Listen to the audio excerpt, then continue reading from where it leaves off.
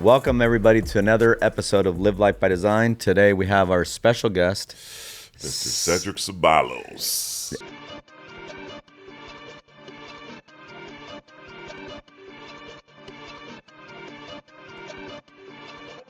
Hey yo, is that Sway? 呀，别抢春风字儿，我在泥潭里面碎儿，不管你咋个努力，你都做不出老子的味儿。呀，强大粗俗的味儿，有我在就没有你们的事儿。我生你和前面人，人们的必须会看分的字儿字儿。Fuck you top one shot，买这个来 pop 来 Pablo，哎，只要我少，那老板不要换。 and you pronounce it Ceballos or Ceballos? Ceballos. Ceballos. I pronounce it that way because Pops was Hawaiian.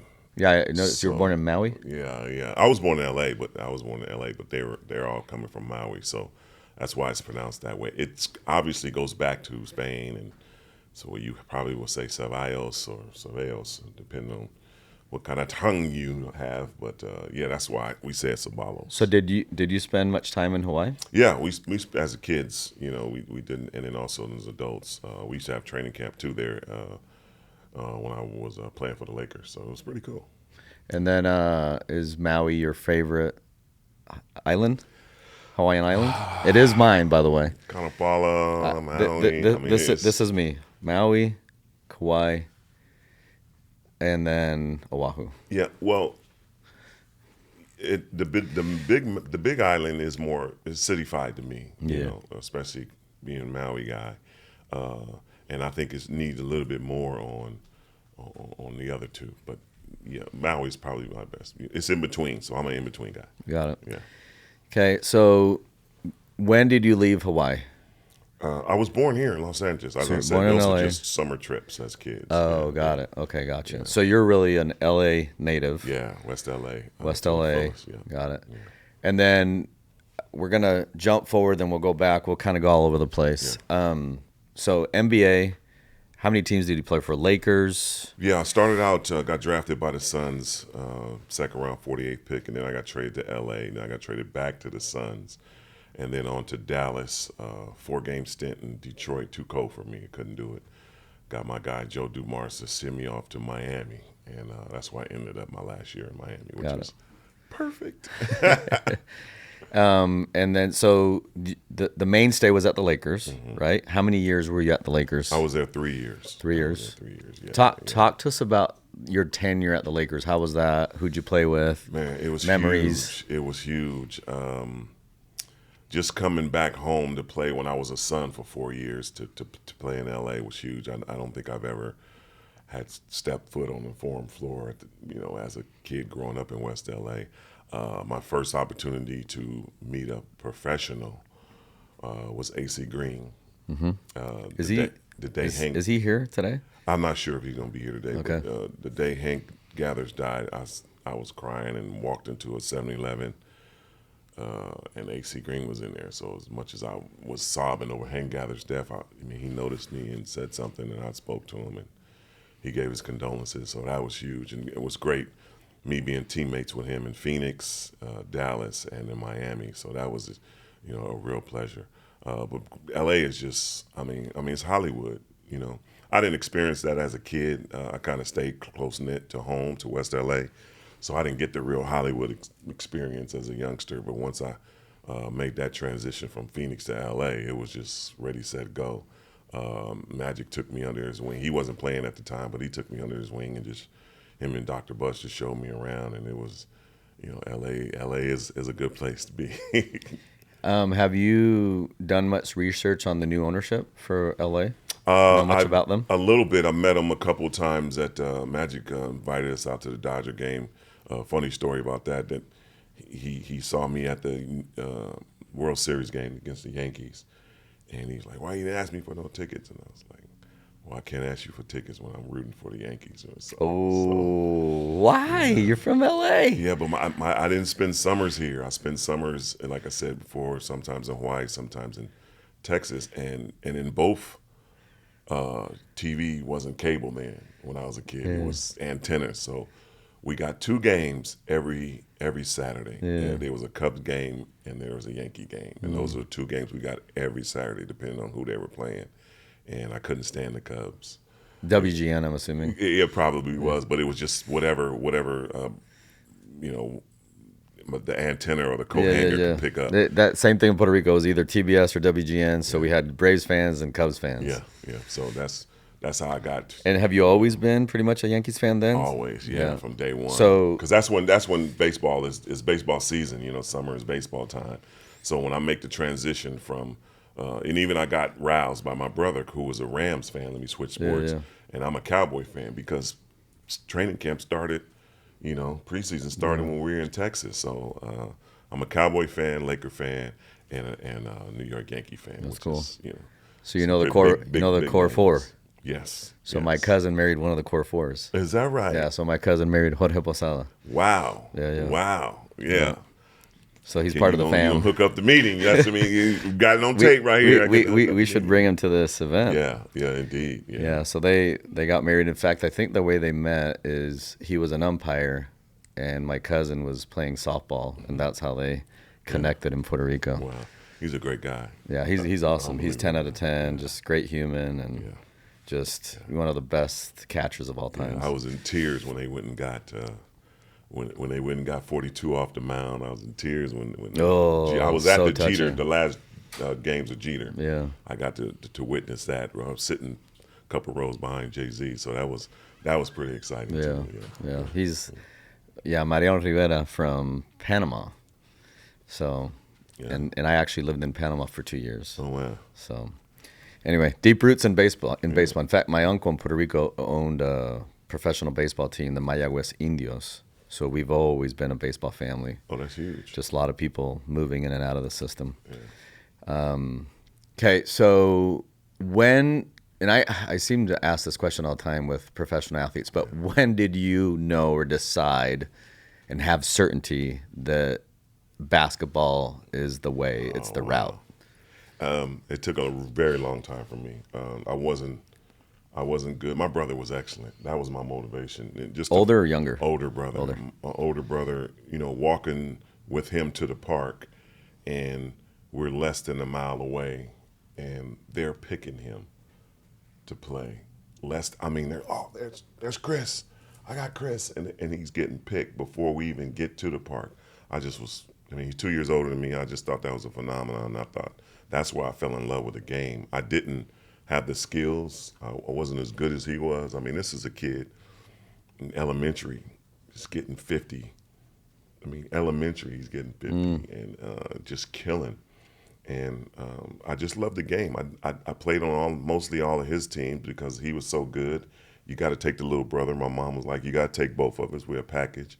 I didn't get to play as much, but I did pay attention. I watched the best player, my brother, work. And I just kind of emulated what he did. So didn't play in elementary, didn't play in junior high. Made the varsity team my senior year, just kind of a charity thing. Didn't play really my senior year until somebody got hurt. So really 5 games. That's crazy. 5 games produced, because after he got hurt, it was the second to last game of the season.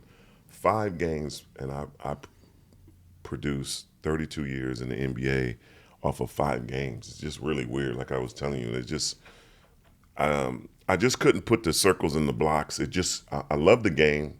I was the first one to arrive, last one to leave. I just couldn't. You just couldn't get it together. In the baseball sense, I just couldn't keep my eye on the ball to make the connection. I couldn't watch it through my glove, but I could definitely work harder than anybody on that court, but just couldn't put it together. So I think when I did get an opportunity to play my junior college years, I became All-American my freshman year.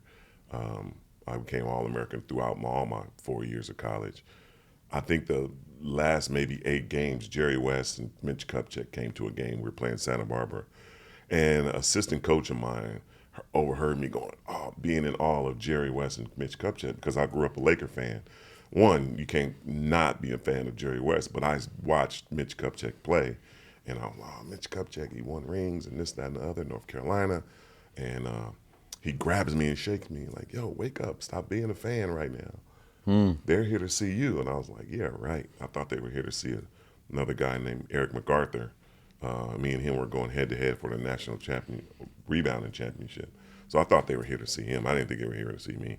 And he kind of just shook me. And that's when I was like, whoa, maybe I do have a shot on becoming a professional. So I took it a little bit more serious on really showing out when, you know, the camera is rolling, not taking it lightly, thinking that this might not, I'm thinking my senior year was just, let me just ride off into the sunset, graduate, and, you know, go into some sort of business, you know. So that's senior year, right? And then talk to us what happens after senior year. Yeah, I got invited to all these All-American camps that, you know, that they have the draftees come to. And just so I understand, who does those invites? Who's the catalyst the of NBA. it? Yeah, the NBA puts them together and invites you out and, you know, takes a good look at you. And the first one I went to was Orlando senior camp, and led that in scoring and was top 5 there, honorable mention, made the all-tournament team, and, you know, predicted to be really, really high, won the dunk contest. You know, so all those things were like, you know, going up. But then again, small school, Cal State Fullerton, I just kind of, I don't know how I dropped, but I dropped. But I think it's more important for some people to get to the right team instead of getting drafted high to a wrong team, because there was a lot of players that had the notoriety more than I had, but they went to the wrong team and just didn't have a great NBA Does career. that happen quite often with the? Yeah. It seems to happen more often than not. At least. You have to take the best player sometimes instead of the player that you may need for your program, and that may blossom in your system. I think because I was an up and down Cali kid who ran the floor well, I scored a lot of points. If Detroit drafted me with Isaiah and Joe Dumars, they slow it up. They average 80-plus points a game. They play great defense. I might not have made 32 years in the NBA because of, you know, just wrong situation. But I went to Phoenix, who did the same thing I did. They had my style of play, and me putting up 20 points, they were like, yeah, this guy fits us perfect. No matter how low in the draft, we drafted him. What was maybe list a few defining moments in your NBA career? What are some of those moments that are near and dear to your heart? I'm sure there's many, but what are some of the top? Yeah, the first one was actually just getting drafted. I was at my condo in Houston, Texas, with a family around. I got drafted during a commercial break, but still, when they came after the commercial break, you know, they're like, yeah, eat that Taco Bell. How were the nerves going into the draft? Oh, man, the first, like I said, I thought I was going to be lottery. When that didn't happen, after talking to Jerry West, he said, we have the last pick of the first round. If you are available, we definitely getting you. Didn't pick me. They picked my buddy Eldon Campbell, who I grew up with. The emotions were up and down because I was happy for him. He gets to stay home, but sad for me that I didn't get picked the first round. So I left. I went outside and cried, and my brother came out there with me. He really didn't say nothing to me. But then it was my mom who came outside and was like, let's go back in here. Second round is starting. This is what you wanted. This grown man business. Come on in here and let's deal with it. And like I said, you know, after the commercial break, they were like, eat that Taco Bell. It's like, while we were away, you know, so they chopped my name all up. How'd they pronounce it, by the way? Oh, man, they chopped it all up. It's so bad. You can't even remember how they pronounced it. I just was so excited because I heard Cedric and Ceballos. I didn't even hear the rest of it. And we were just jumping around, just happy. And my mission right after that, I didn't even watch the rest of the draft. I went, they had this hill that my trainer, he's not with us anymore, BJ, would train at. We run up and down here. I left as soon as after the celebration for 10 minutes. You're getting ready. I went and got ready for Phoenix. Like, I know they're going to want me to play Summer League. I know they want, you know, that's going to be my defining moment if I get to make the team. So I was training and getting ready for that Summer League to start in about 10 days. So. And then who was the general at Phoenix? At the time, Jerry Colangelo was the owner, and he was also the general manager, head coach Cotton Fitzsimmons. But the biggest assistance was Paul Westfall, who was an assistant coach. And he's a scorer. I watched him. He's a Cali kid. He went to Pepperdine. I mean, I watched him go up and down the court as a kid. So he kind of saw a little bit of myself in him. Really kooky way of scoring, and so little things like that. Like I said before, just going to the right program where they're cheering for you and they're not just picking you just because they had a pick and they didn't want to waste it. And then what was your playing time like your rookie year? Yeah, it was a struggle, man. Maybe about 7. Like I was on a team with, KJ, Tom Chambers, Dan Marley, Jeff Hornacek, all-stars right there. Man, it just was a stacked team. And then we got Xavier McDaniels, another all-star. So me being a forward, I would just use for special opportunities. So I've got average about 7 minutes a game when I did get to play. But when I played, they called me the point-and-minute man. I would score 7. If I played 7 minutes, I'm scoring 7 points. Wow. So that was my knack. And in the second year, I ended up midway through starting. So my career just kind of took off from there. It was just, I was a player who, I don't know what the causes were. They never know why I was drafted so low. But I was the best small forward in the draft, hands down. It was no small forward that was better than me in that draft. I just, maybe small school, they were more hyped than I was. And it just took a year for me to prove that I was the best small forward in that draft. Did you have teammates at the Suns that were an ambassador of you? Did you have teammates that like, hey, you got this? That pepped you up? Yeah. Mark West, the Big Daddy, our center, KJ, all of the guys, everybody on the team, because of the way I played, and the fun and the energy I would bring, from Tom Chambers all the way down to Marley, and everybody would just be in the crowd would be hyped when I get in the game. I dunked the ball a lot, so that was a good crowd pleasing thing, and it was just a fun team, and everybody was like family orientated. So it was, Phoenix is a retirement town, so everybody kind of clung together, and then people don't realize that with athletes, you're with your teammates more than you are in your dang on family sometimes, and it's just so we get real close, and the jokes and the enthusiasm, and just a great bunch of guys to be around. Love it. Is that so? Phoenix, then Lakers, right? Mm-hmm. Okay. Yeah. So talk to us about year one at the Lakers. Who do we got? Sheesh, I knew about Nick Van Exel, our point guard. Mm-hmm. He was a guy like me who should have been a lottery pick, but fell too. So he had a chip on his shoulder.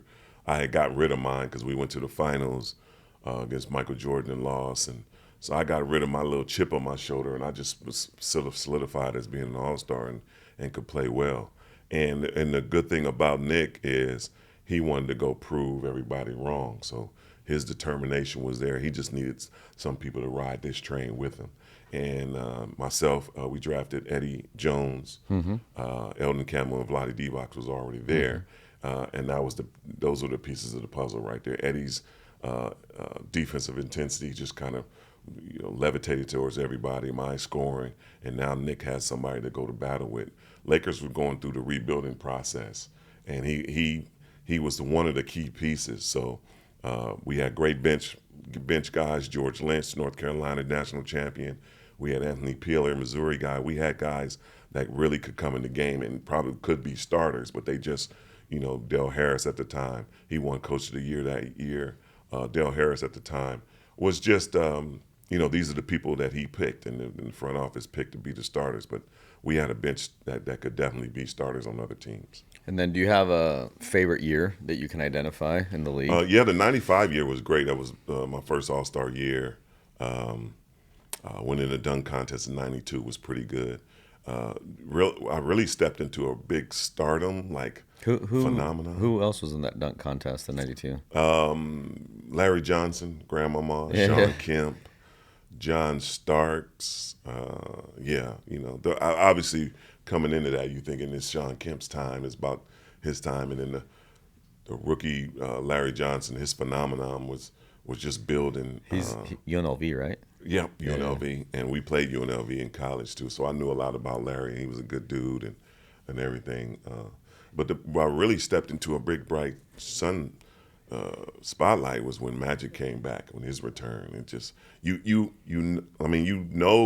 Magic from hanging around, but actually playing with the man was just like Beatles. I can understand what Chicago teammates went through with Michael and other players. I got a little taste of it playing with Charles Barkley in Phoenix, but it's a totally different level. One, playing for the Los Angeles Lakers, because there was only one place we got booed, one arena, and that was Boston. Everywhere else was like a home game to us.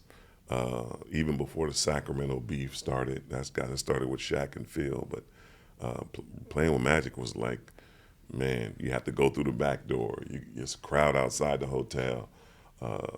You know, people trying to sneak in the locker rooms, all that stuff because of, you know, just what he did on the basketball, on and off the basketball court, just his stardom. So you played a lot of international ball as well, right? Yeah. What countries? Yeah, they were all short-term contracts. I wouldn't sign anything longer than 4 games. At the time, I was still working. Wait, you said longer than 4 games? Longer than 4 games. At the time, I was still, after I finished playing basketball in 2001, I was in the front office with the Phoenix Suns. Okay. I still was in shape. I still played ball. So if I could get away while the Suns were on the road, I would do that. And most of the time when they take an East Coast trip, it'll be like 12 to 14 days. So I can get 4 games in. So my first stint was in Israel. And then I did Russia after that. And Isn't Russia, probably still is, I'm assuming, isn't it a pretty big market for basketball? Oh, I know it's that in the huge. WNBA it's massive. Yeah, it's massive for the women's basketball game, but it's huge. It's not as big as Europe and Israel. Would you say Spain's one of the bigger markets? Spain is definitely the biggest market in what they have and what they bring into the table. But it's still some great basketball. I think the women's basketball is better in France because of the attendance, the players, and obviously the value. But it was a fun experience, like 4 games in each, and then 1 game in the Philippines, which I had to do. The Philippines, I got Philippines members in the family, so I had to do that one. And that was a great experience. I was only played 1 game, signed for 1 game, but I ended up staying 2 weeks just because of the country was just great. And What do you love so much about the Philippines? I've never been. yeah, the weather is always warm. The people are just friendly. The economy, everything's super cheap there. I mean, I was living like a boss. I had a driver, I had security, I had maid service, I had somebody to cook. I mean, it was just, and that was maybe like $100 for all of those guys. Wild. It was just really, really just fun being there. And it was a lot of Americans there. It was really, really fun. And then seeing family members that I had never seen before but heard about, which pretty cool too. Yeah, I love it. And then what are some of the, I guess, and I don't know how you want to answer this, but there's conceptions and there's misconceptions of the pro life. Mm-hmm. I guess if you're willing to share, what are some of the things that the non-pros think the NBA or professional sports are like, but it just ain't so? I don't know if that question makes sense. Yeah, they think we're busy. To be honest, they think we're just mad busy, but there's a lot of downtime of just resting. And by the way, is that tough? Yes, very tough. Because if you want to meet the devil, you'll meet him in idleness, right? Yes. If you want to go out and get in trouble, you can. But the one opportunity that you have is, and you must take full advantage of, especially when you're starting out, is managing your time. Managing your time. Your first, obviously, you got big checks and you're burning a hole in your pocket, and so you walk around the mall. Mall's not popular now, but I know it's probably even worse now because people jump on the internet and just spend, not without even leaving their comforts of their home. But you walk around the mall and you just buy junk that you don't really want. But once you get past that, you find yourself just with a lot of time. So you pick up other hobbies, you get other opportunities, and most importantly, you try to maintain good health because you can get out of shape really quick if you don't take full advantage, especially during the off season, because nobody's there. It's not like college or high school where the coach is on you, and they see you every day and they go, hey, you got a little beer belly or you got this and another. When you're in the off season, you're gone for 2-3 months, and then you come back and they see you, and it's up to you to keep yourself in shape and keep yourself ready, and then work on things that you need to work on. Did you specifically, by design, find things that occupy your time to keep you away from the stuff that you should stay away from? Yeah, I just love basketball, so I would play in places I shouldn't have been playing at. Pickup games here. Is that basically in the contract that you can't do those things? Yeah, well, it's not saying that you can't. It's just saying if you get hurt, it's up to the team's option to pay you. That's what it is. I mean, even with the skiing and the motorcycle riding and all that dangerous stuff, if you can do it, but if you get hurt, it's up to them to honor your contract or not. Got it. Yeah. So you were addicted to ball, so you kept, Yeah, pick so up I played games. in places I shouldn't have been playing, to be honest with you, like street, just pick up games at parks, outdoors. When you would show up to these parks, like what was the reaction? At first, it's just like, yeah, he's not going to play. And then all of a sudden, I'm start balling. Man, get that guy off the floor. He shouldn't be playing with us. Did you, for the most part, always get recognized? Did they know who you no, were? not really. Not really. Nah, not really. But like I said, the first time it was. Were you hustling people like just? Nah. I just love to play. I grew up in L.A. It's funny talking to kids who grew up in. You talk about Utah and East Coast and Midwest, and they don't get basketball season outside because the weather is just freezing. It's not permitting. But we get it 365 days a week. I mean, we get it all the time here. You can play at the beach. You can play in the city. You're always hooping. They're always hooping somewhere, and they always got different levels. I mean, you go to Venice Beach, you get some really, really talented people there. Or you can go to some park over there where you just basically work on something that you're not good at, your left hand, or working on a hook shot or something like that. Yeah. So the weather is here is great, so it's easy to pick up sports. Opponent that you hated, man. You know what I'm gonna ask. Like, who's that guy? You're like, I want to deal with this guy tonight. Yeah, just for reputation wise, Bill Lambier, but he's a great guy. After meeting him, but you just when you grow up, he was hard to like as a kid. Well, that's what I'm saying. That if you don't know him, you couldn't stand him. You're just like, man, this dude is weird, and then the same thing with Rodman. Until he became teammates with me, I was like, this is the weirdest dude in the world. But then I can borderline call him almost a genius. With his size and his ability and the things that he figures out, angles. He knew everything. Like when he got to us when I was in Dallas, Mark Cuban was a new owner, so he thought bringing him in, and he knew every play, every position, statistics. I mean, he was just full of just basketball knowledge and awareness on what things to do. He used to always just stare at me and just be laughing. He was like, man, what are you laughing at, man? It's like, you don't even have a play and you got 30 points. How do you not have any plays and you get 30 points? Like he just was tripping off of that. But that's the thing. You just when you let the media and their perception of what they do on the court, you like I said, I came into the league hating Lambier because I was a Laker fan.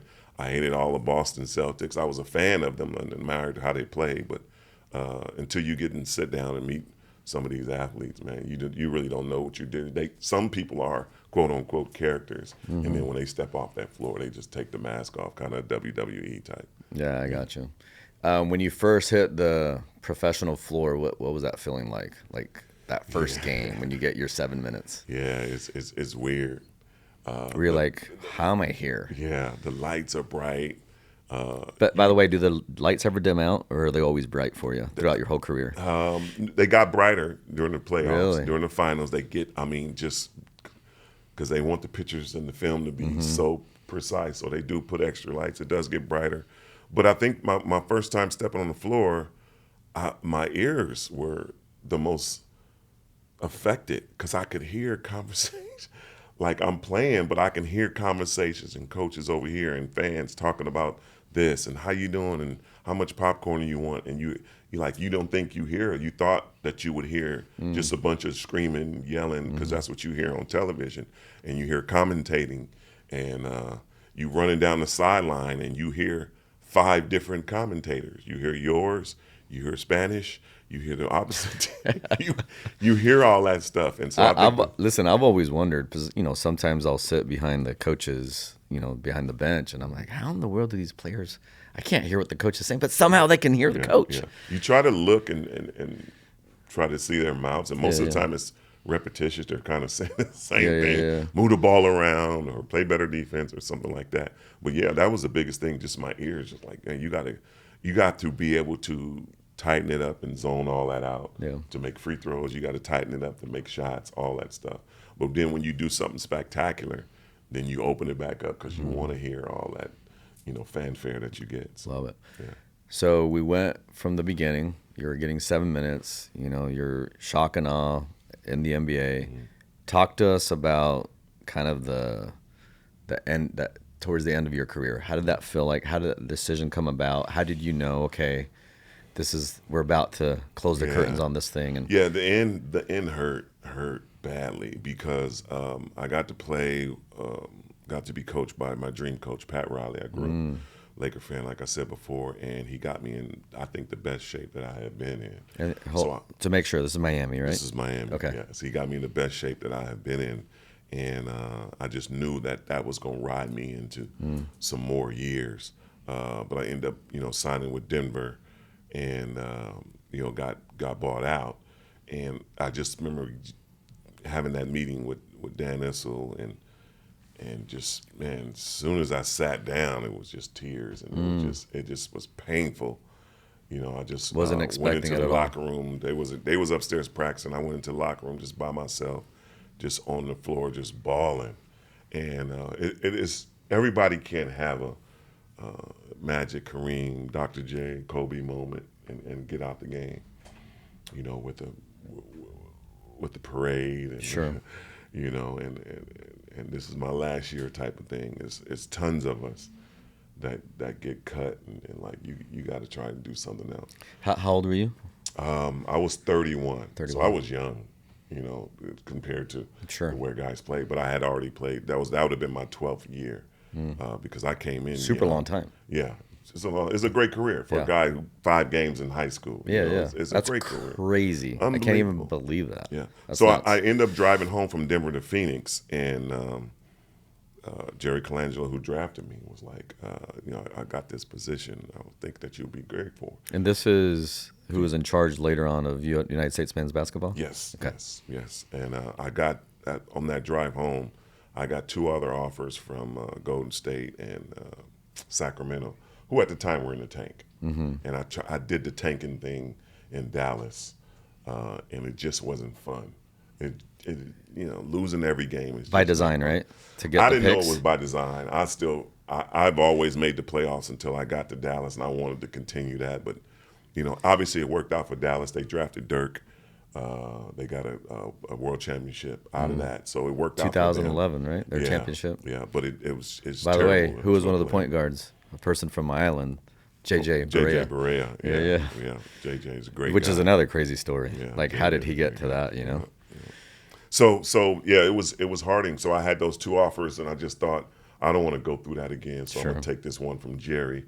So he gave me a week, and in that week, that's when I kind of snuck over, played some European ball for free, and then came and started working for him. So I think it would have hurt a lot more. I know a lot of people suffer from depression because Oh, of yeah.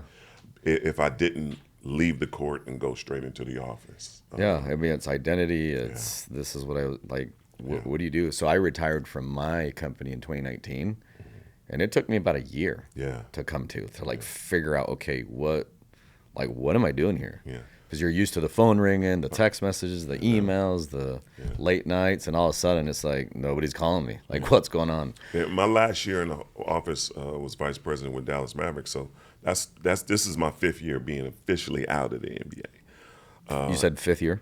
This is my 5th year. 5th year. This would be my 5th year officially out, and it took me about 5 years to get used to not being part of a team. Takes a while. Yeah. That's the tough part about it, because you got, on the court, you got 14, 15 brothers. And then when I went upstairs, it's 135, staff members that you rely on to make this wonderful thing called basketball That's work. crazy. That's a lot of folks. I didn't know it was that big of a team. Yeah, it's that big of a team. And sometimes they don't get the recognition that they deserve, but it's a lot of working pieces to make that game go off. And, not having that, not being able to do that. It was a weird transition that our locker room, we could talk about each other. Like, Charles would come in with a pink suit, and he would we would rip him to death. When I went from the court to the front office, I couldn't do that anymore. Because if his executive came in with a pink suit on and I talked about him, I got a letter from HR like, you can't talk about Jeez. your coworkers like Yeah, that. yeah. And I was like, wait, what? The suit was pink though, like, So that was a little weird thing, but the biggest thing is just not having your mates, not having a purpose, one goal. We're doing this to win games, and not having that. So it's a little weird. Okay, you've been awesome throughout this whole show. So let me ask you the final question here. Name of the show, Live Life by Design. For the viewers, advice in any realm in regards to living life by design. Yeah.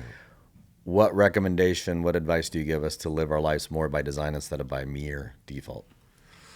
Well, for mine, as my story stated, even though I played 5 years. I played 1 year I played 5 games. I played 1 year varsity. I didn't play up to that, but I paid attention. I was first one there, last one leave. I just wasn't good at basketball. So whatever you're not good at, my mom would always say, you stick with it when it's ugly, it'll get pretty. Mm-hmm. So whatever you do, if you want to live your life by design, always work hard, and you never know what might come out of it. I got 32 years in the NBA out of it by just not giving up, continue to work at it, not being discouraged. A lot of by myself, a lot of tears, a lot of pains. But and I didn't know, like I said before, I didn't know I wanted to play in the NBA. I just know I love this game, and I wanted to be like my big brother, a little kid from West LA that just, loved the game. We got great weather. I got a park named Robinson Park I can run to and play and shoot 24 hours a day. Yeah, I love that. It's basically the premise of fall in love with the process. Yeah. Don't fall in love with the result, because the result comes after the process. It comes after the sacrifice. And I think there's so much quit out there because, we want those immediate rewards, especially in today's day and age where everything is so instantaneous. It's almost like, I don't know if you've seen that meme with the dude with the pickaxe, the two with the pickaxe, they're mining for a diamond. Yeah. And it just takes a few more picks at the dirt, and then finally they can get that big old diamond. One's turning, they're turning around. If you would have just stuck to that process instead of just falling in love with the diamond, fall in love with the picking, you would have gotten the reward at the end of the day. So, ladies and gentlemen, fall in love with the process, not the result. Stick to it. Yeah. Just fall in love with the law of the harvest. The law of the harvest is undefeated, and live your life by design. Cedric, it's been an absolute honor and a pleasure. Thank you for everything. Appreciate it. Much love to you, brother. Thank you. Appreciate you. Right.